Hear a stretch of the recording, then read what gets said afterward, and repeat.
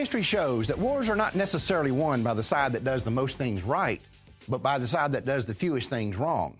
In the war you and I are fighting, we currently have a perfect example of how this plays out. In her new book, Impossible Motherhood, pro-choice author Irene Villar reveals that the fact that she once had 15 abortions in a span of 16 years. This has created a major dilemma for the abortion lobby. They don't want to criticize one of their fellow travelers for exercising her right to choose, but they don't want to defend behavior that they know the public finds repulsive. So the strategy they've chosen is to suggest that this is a place where both sides of the abortion debate can come together and find common ground. Without completely throwing this woman under the bus, they want to make it seem like they don't approve of what she did. Of course, they are lying. After all, anyone with 5 brain neurons firing knows that they couldn't care less whether someone has 1 abortion or 100. But what is most aggravating about this situation is that, once again, many pro-lifers are actually taking the common ground bait. Of course, that means they are allowing the abortion lobby to turn a potential public relations nightmare into a chance to appear reasonable to the American people. Look, instead of joining hands and singing camp songs with these people, we should be forcing them to answer 3 simple questions.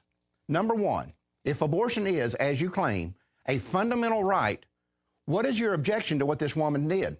I mean, we all acknowledge that freedom of speech is a fundamental right, and we don't suggest a limit on how often people should be able to speak their minds. So why is this any different? Question 2, if there is nothing wrong with 1 abortion, what's wrong with 15 abortions? And exactly where is that line drawn? Is it at 3 abortions, or 5 abortions, or 10? And what is the basis upon which you make this determination?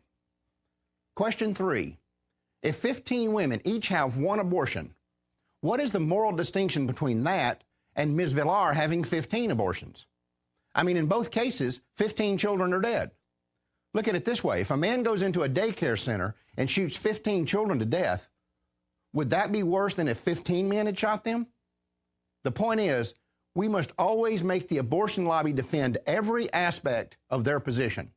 In this case, we should be making them defend the fact that today, over 40% of the abortions they do are on women who've already had at least 1 prior abortion, and 10% of them are on women who've had 3 or more abortions. Right now, we are being given the opportunity to hang repeat abortion around their necks like an albatross. And taking advantage of opportunities like that is how we become the side that does the fewest things wrong.